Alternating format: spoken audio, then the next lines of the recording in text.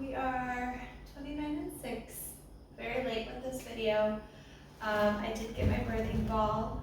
The quality is like very low. It's very like stretchy, as you can see. Like I do not weigh this much. And I refilled it with air like twice. So I just have to be really careful because I think it's gonna pop. So with that being said, 29 weeks was very special for us because my birthday was November 29th, and that is the same exact day that we turned 29 weeks. So the timing is just crazy. Like this whole pregnancy and everything with little E, it's just really kind of strengthened my faith.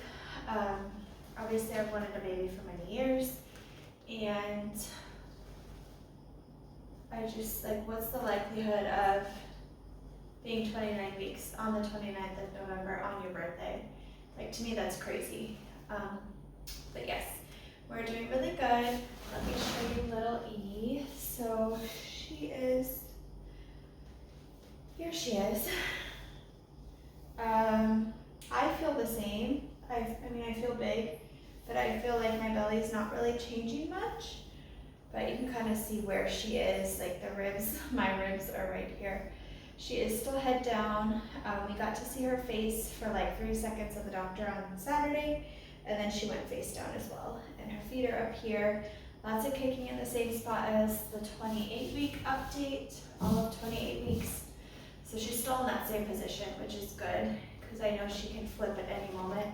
But every time we go, I'm very happy to know that she's still head down where she should be, because I do want a natural delivery. And here in Thailand, I feel like they're just not as common. A lot of the moms will schedule C-sections for varying reasons. They want their baby to be born on a certain day, different like cultural type things. But I want natural. So just hoping she stays head down. I already know that I'm gonna be arguing a lot with my doctor. I feel comfortable with her. I really like her. I think we got lucky. But I know, like, with the differences in culture and like my distrust in the medical system and my knowledge of birthing, especially because I wanted to birth at home, I wanted to study midwifery for a while back. But like I have ideas and a vision, and I know things can change, and I know hospitals and doctors, and there's interventions that are important and life-saving, but I also don't want like interventions to take place just out of the convenience of the doctor. So I feel like I need to have a plan. My partner, he needs to be able to advocate for me, and we just need to be on the same page, because I don't want to be pressured or talked into something that is unnecessary. But back to the 29-week update. As I said last week, I am feeling more pregnant. There was a lot of times in my second trimester where I would wake up and I just didn't feel pregnant anymore. Like I knew she was there, I felt her movement, but like no other symptoms really. But I feel it now. Like as you can tell, I'm kind of out of breath from talking. Still very tired. I slept almost 11 hours today. That was great. And then the evening hit and I was just exhausted again. Getting very uncomfortable at work, just around the house. A lot of like upper back pain due to the extra weight gain. I've been gaining, I think it was about 1 pound a week the past 2 weeks, which is good. So we are on track with that. Early on in the pregnancy, I really wasn't putting on weight properly.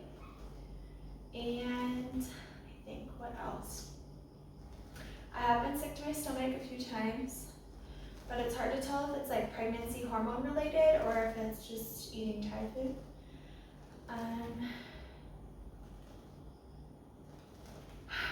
I think it does get harder to breathe sometimes, especially in the position that I'm in.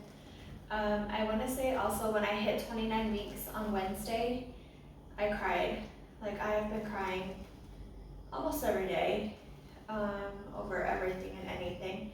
I almost cried when we had our ultrasound on Saturday because the doctor was speaking Thai, obviously, and she kept like doing things and it wasn't working, and I was worried that something was wrong with little E.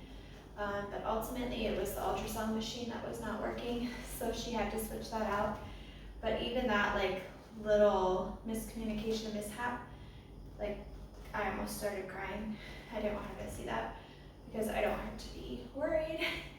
And then when we heard baby's heartbeat, I wanted to start crying again. I mean, I get emotional at the ultrasounds as it is. Like I feel like crying, but I've just been crying a lot lately. So that is something new. I was crying in my early, like first trimester, that kind of time. But now I think it's like with stress, just exhaustion and stress. Like that's why I'm crying a lot, and probably hormones and stuff as well. So very emotional, tired, my body is sore and aches, and I'm like, 10 more weeks of this? How am I gonna make it? Especially because we're gonna be traveling as well.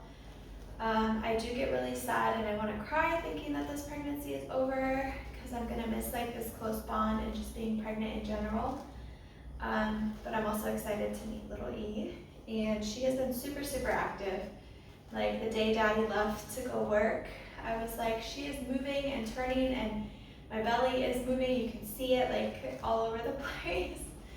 And of course he's not here to experience that right now because he's working, but she is moving a lot more.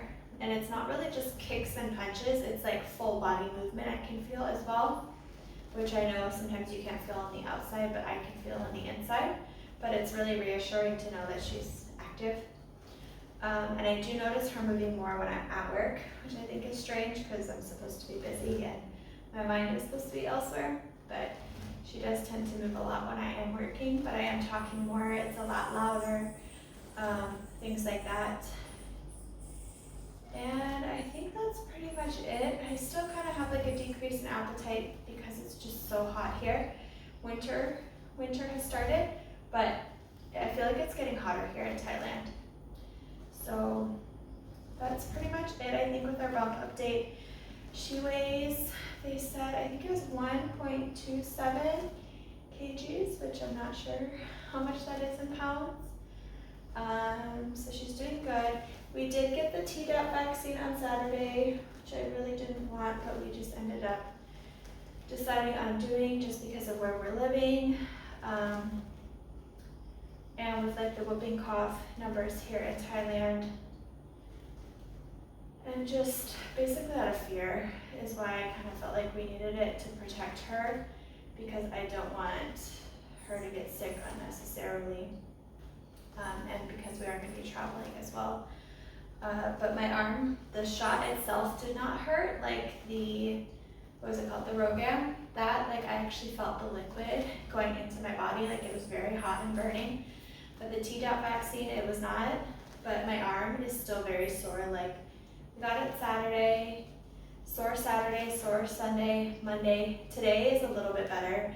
Like I can raise my arm with like minimal soreness, but I also feel like the soreness and the pain is like moving into like my armpit, chest area, which is kind of weird.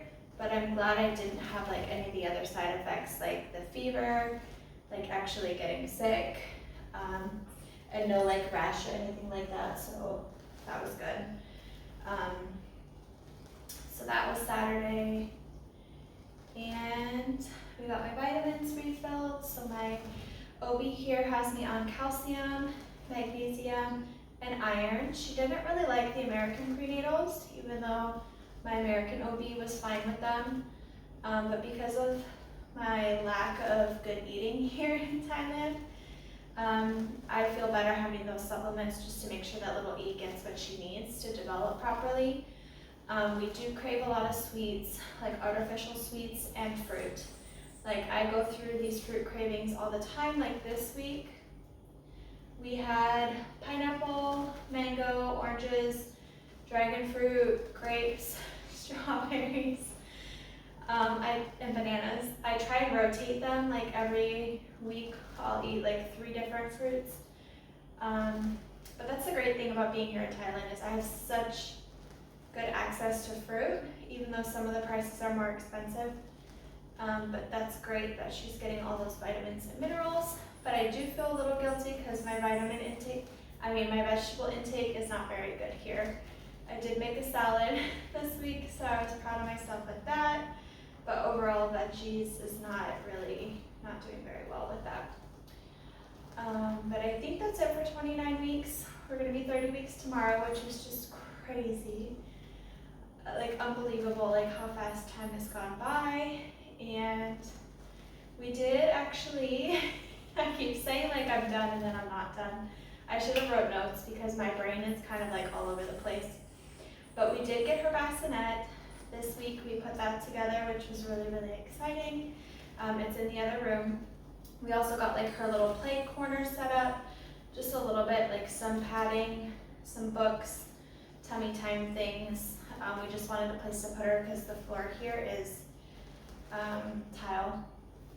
I just want other areas for her to be, not just in the bassinet or in bed with us. Yes, I think that's the end of 29 weeks. So come back for the 30-week update tomorrow. We'll see if I end up filming it or not. And yeah, that's pretty much it. So thanks for watching. I'm gonna make sure I don't trip on that. But here we are again. I feel like it's been the same size for weeks, but I know it's not. I know she's getting bigger, but we'll see where we are next week.